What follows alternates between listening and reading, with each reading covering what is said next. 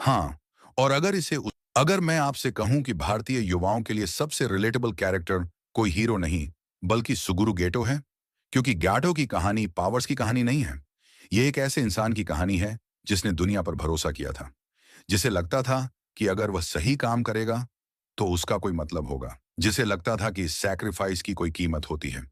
जिसे लगता था कि सफरिंग किसी बड़े पर्पस के लिए होती है। और शायद यही विश्वास हम में से ज्यादातर लोगों के अंदर भी कभी था।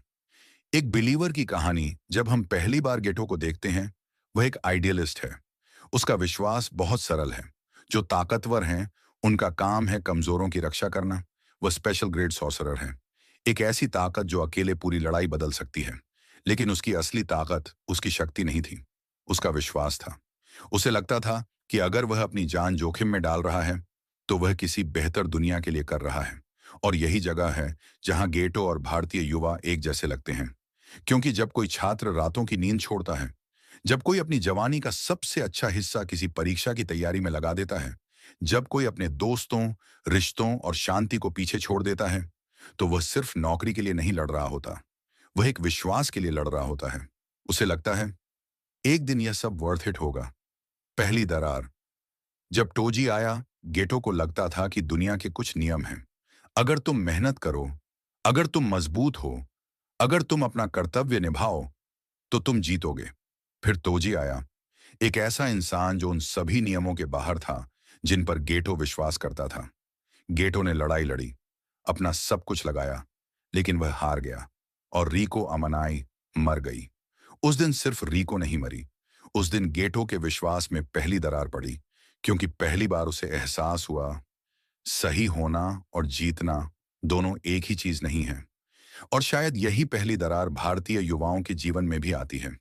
जब कोई छात्र 3-3 साल तैयारी करता है, अपनी पूरी जवानी दांव पर लगा देता है, लेकिन फिर पेपर लीक हो जाता है, सिस्टम एरर हो जाता है, रिक्रूटमेंट कैंसिल हो जाती है, रिजल्ट अटक जाता है, या फिर कोई ऐसा व्यक्ति आगे निकल जाता है जिसने उतनी मेहनत कभी की ही नहीं, क्योंकि उसके पास कनेक्शन था, इन्फ्लुएंस था, सपोर्ट था।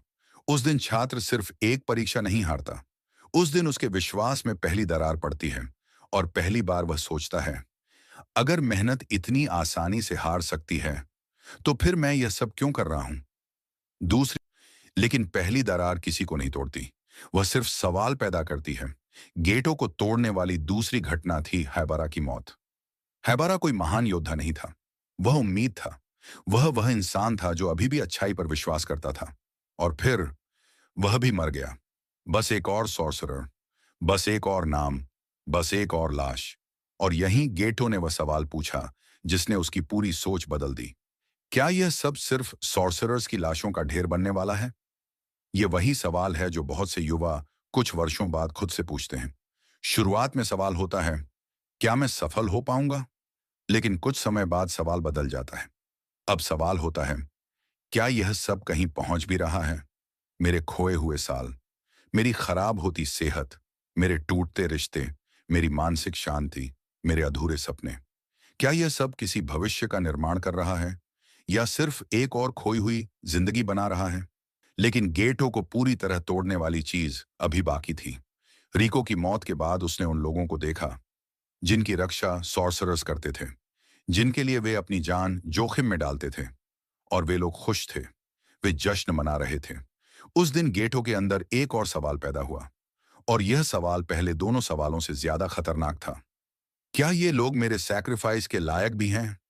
यहीं बहुत से युवा भी पहुंचते हैं। जब वे अपने परिवार के लिए संघर्ष करते हैं, जब वे समाज के लिए कुछ बनना चाहते हैं, जब वे अपने सपनों को रोककर दूसरों के लिए जीते हैं, लेकिन जब वे गिरते हैं, तो उन्हें सहारा नहीं मिलता। उन्हें तुलना मिलती है, ताने मिलते हैं, निराशा मिलती है।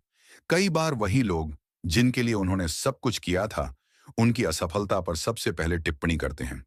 और तब एक बहुत खतरनाक सवाल पैदा होता है, क्या किसी को मेरे सैक्रिफाइस की सच में परवाह है? अंदर की लड़ाई यहीं से गेटो की असली लड़ाई शुरू होती है। कर्स स्पिरिट्स के खिलाफ नहीं, दुनिया के खिलाफ नहीं, खुद के खिलाफ।